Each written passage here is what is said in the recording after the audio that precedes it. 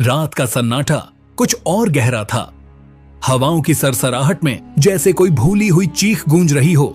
चांद भी डर से बादलों में छिपा था और धरती मानो किसी प्रलय की प्रतीक्षा में थी। दूर पहाड़ों की ओट में एक गुफा थी, ऐसी गहराई जहां अंधकार भी थक कर रुक जाए। उस गुफा से उठता था एक नाम, एक ऐसा नाम जिसे सुनते ही बच्चों का दूध मुंह से गिर जाता था। दंभकासुर।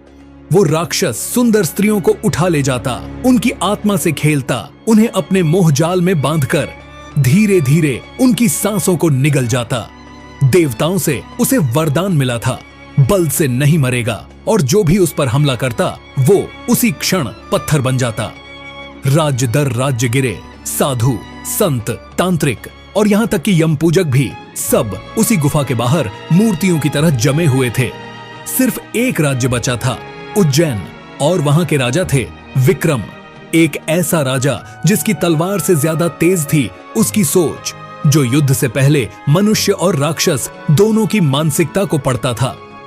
विक्रम ने सीधा युद्ध नहीं किया, उसने आत्मा की परतों को समझना शुरू किया। वो जानता था दंभकासुर सिर्फ एक राक्षस नहीं, एक विचार है, अहंकार का, भोग का और दूसरों को मिटाकर स्वयं को ईश्वर समझने का। तो उसने खोज शुरू की 7 शक्तियों की, त्याग, प्रेम, मौन, तर्क, ध्यान, विवेक और अंत में आत्मबोध। इन 7 शक्तियों को जागृत करने के लिए विक्रम ने अपने ही लोगों को साधना पर भेजा।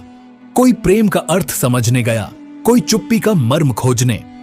समय लगा, लेकिन जब ये 7 शक्तियां एकत्र हुईं, विक्रम के पास केवल तलवार नहीं थी, उसके पास चेतना की ज्वाला थी। और जब विक्रम ध्यान और विचार की शक्ति से दंभकासुर के सामने खड़ा हुआ तो उसने हमला नहीं किया, बस अपनी आंखें बंद की और एक ही वाक्य कहा, अब तू अपने भीतर देख। उस पल दंभकासुर कांप उठा। वो चीखा नहीं, कोई युद्ध नहीं हुआ, लेकिन वो पत्थर बन गया, क्योंकि अहंकार को मारने के लिए तलवार नहीं, बुद्धि चाहिए।